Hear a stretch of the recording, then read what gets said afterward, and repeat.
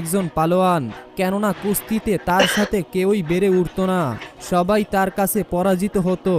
তখনকার সময় আরবের সবচেয়ে শক্তিশালী ব্যক্তি হিসাবে রোকানাকে সবাই গণ্য করত। একদিন রোকানা তার গ্রামের লোকদের সাথে কুস্তির ব্যাপারে কি যেন আলোচনা করতেছিল। ঠিক সেই সময় সেখানে একজন ব্যক্তি এসে সকলকে উদ্দেশ্য করে বলল, তোমরা কি জানো মক্কায় একজন নবী এসেছে যার নাম মুহাম্মদ সাল্লাল্লাহু আলাইহি ওয়াসাল্লাম, এবং তিনি আল্লাহ তাআলার প্রেরিত রাসূল, এবং তার উপর আসমানি কিতাব কোরআন নাজিল হয়েছে, এবং তার কথা শুনে সবাই দলে দলে ইসলাম ধর্ম গ্রহণ করতেছে। তিনি নাকি অনেক জাদুও জানে। তার কথা শুনে লোকেরা বলল, বলো কি, তাহলে তো আমাদের অবশ্যই তার সাথে একবার দেখা করা উচিত। কিছুক্ষণ পর লোকেরা তাদের বলল, যদি সত্যি তিনি আল্লাহর প্রেরিত রাসূল হন, তাহলে তো আমাকে অবশ্যই তার সাথে কুস্তি লড়তে হবে এবং তাকে সেই কুস্তিতে পরাজিত করতে হবে। এভাবে রোকানা